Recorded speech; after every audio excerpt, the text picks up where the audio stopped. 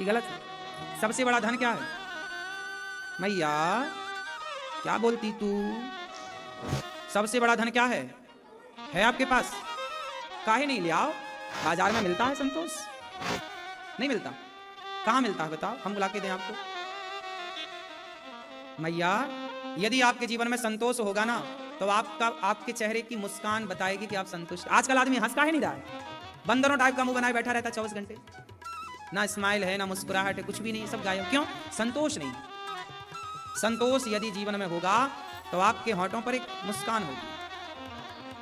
आप मुस्कुराते नहीं हैं, हंसते नहीं हैं, क्योंकि संतुष्ट नहीं।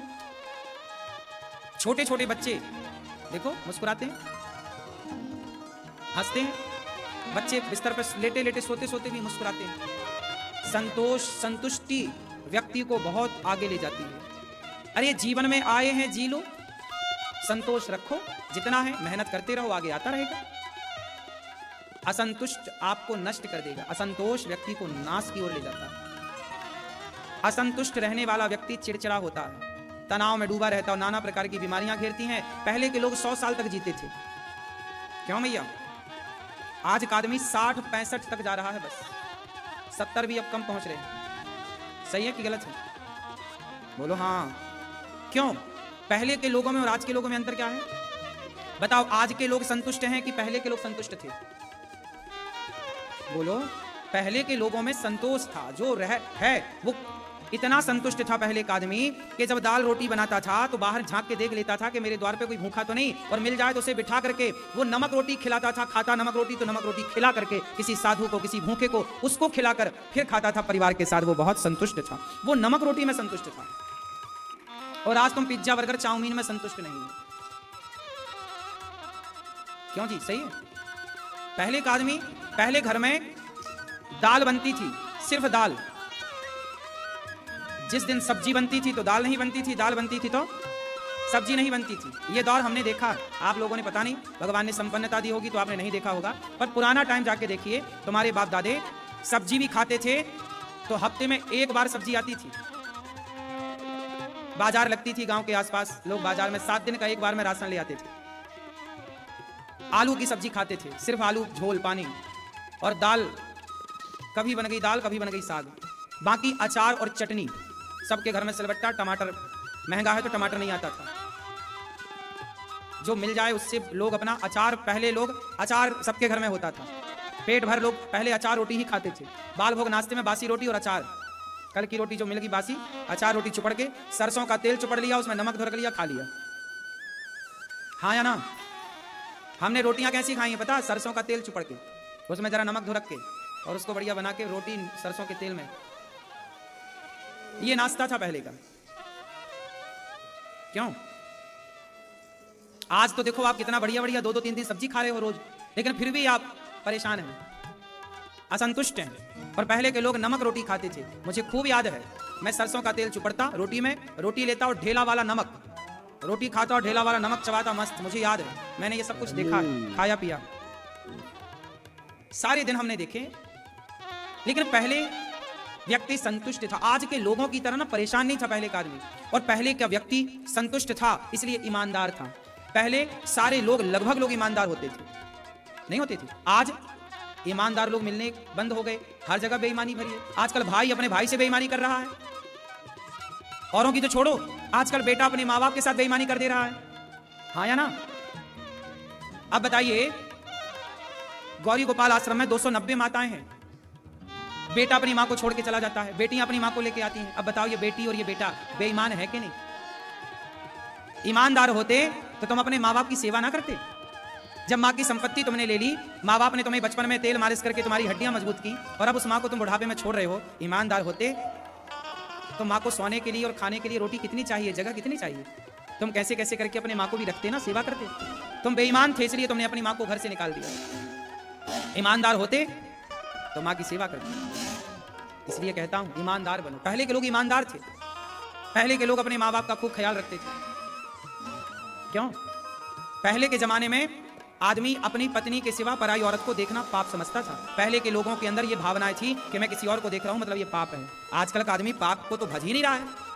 आजकल का आदमी कहता हूं तो ब्रह्मा को नहीं डरते, लेकिन पहले का आदमी डरता था। पहले के आदमी में डर था, गलत करने से डरता था। पहले का आदमी झूठ बोलने से डरता था, हाँ या ना? पहले का आदमी पराई औरत को देखने से डरता था। डरता किसके लिए था? ये पाप है।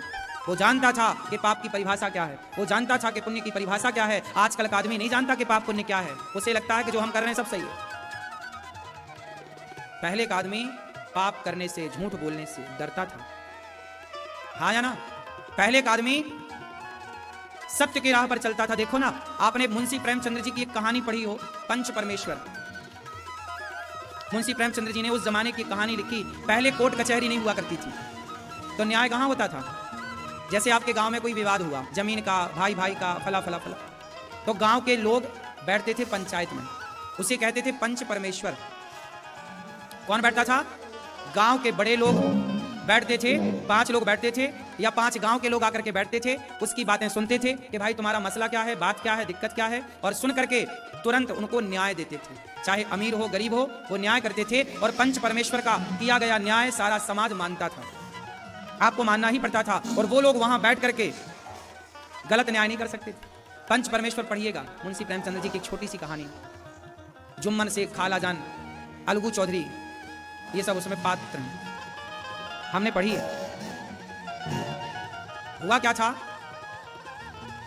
उस समय अलगू चौधरी का एक मित्र था, तो उसने कुछ गलत किया।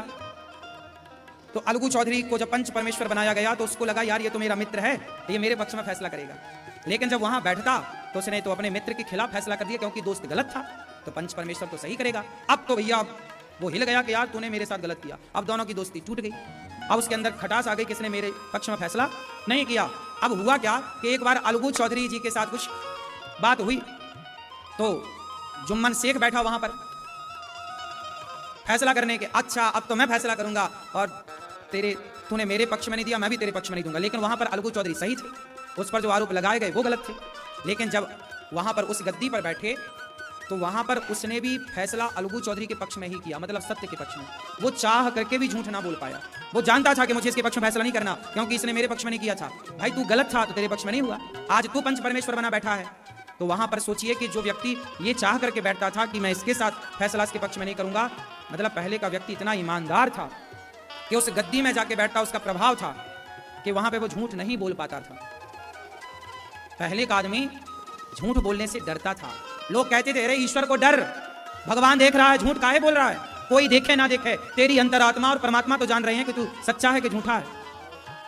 तो पहले के लोग, पहले के जमाने में वीडियो नहीं थी, पहले के जमाने में कोर्ट कचहरी नहीं थी, पहले के जमाने में सत्य था, हाँ या ना? गांव का मसला गांव में सुलझ जाता था। जब कोई बड़ा मसला होता था तब राजद्वार तक जाता था, राजाओं के यहां जाके, और राजा लोग न्याय करते थे। न्याय सभा लगती थी राजाओं की। पहले राजा क्या करता था? बातें सुनता था लोगों की, भाई तुम्हारा क्या है। पहले तो अपने स्तर पर सुलझा लेते थे, कोई बड़ा फैसला, बड़ी बात नहीं सुलझी पंच परमेश्वर से, तो वो राजा तक जाता था। और राजा फिर चुटकियों में उनके बढ़िया पढ़े लिखे योग्य मंत्री हुआ करते थे। जैसे आपने सुना होगा कि बीरबल जैसे मंत्री थे, बीरबल जैसे लोग तुरंत चुटकियों में सही फैसला सुना दिया करते थे। उस जमाने का लोग, उस जमाने के व्यक्ति ईमानदार थे ना, तो ईमानदारी से पता लगाते। और न्याय कैसा था? चोरी करी तुमने, ना सिद्ध हो गया तुमने चोरी की, उसके तुरंत हाथ काट दिए जाते थे। राजा दंड देता था, जाओ इसके हाथ काट दो, चोरी की है। तो समाज में चोरी कोई नहीं करता, अरे चोरी करी तो हाथ काट गए। आज के जमाने में रोज मोबाइल चोरी हो रहे हैं, चैन चोरी हो रही है, एक आध दो के सरकार हाथ कटवा दे, चोरी बंद हो जाएगी। हमारा कानून सही नहीं है, सिस्टम सही नहीं है, व्यवस्थाएं सही नहीं है। बलात्कार करने वाला 10-10 साल लग जाता है उसे फांसी तक पहुंचाने में। अरे जब बलात्कार किया है, सिद्ध हो गया है, तो अब सीधा फांसी दो ना चौराहे पर। और फांसी कहां लगाती है सरकार? कोर्ट कचहरी कमरे के भीतर, कोई ना दे। अरे जब गलती की है, उसने बलात्कार किया है, चौराहे पे खड़ा करके फांसी दो, सारा संसार देखे, टीवी पे लाइव चले, ताकि दुनिया डरे कि भाई हम करेंगे तो हमारे साथ भी ऐसा होगा। बोले चौराहे पर फांसी देना चाहिए, क्यों जी? तब ना आप क्राइम रुकेगा, तब ना पाप रुकेगा। अब जंगल में मोर नाचा किसने देखा? अब तुमने बलात्कार किया और कमरे में फांसी दी भी कि नहीं दी, कौन देखने वाला है? कि केवल कह दिया उम्र कैद में छोड़ दिया। चौराहे पर दो, चोरी करने वाले, मोबाइल चुराने वाले लोगों के हाथ काट दो। देखो आजकल चैन चोरी हो जाती है, चलते आपका मोबाइल चोरी हो जाता है, क्या क्या नहीं हो रहा है। सीधा इनके दंडित करो, हाथ काट के जंगल में छोड़ दो इन लोगों को, जहां शेर वेर रहते हैं, शेर का पेट भरेगा मस्त।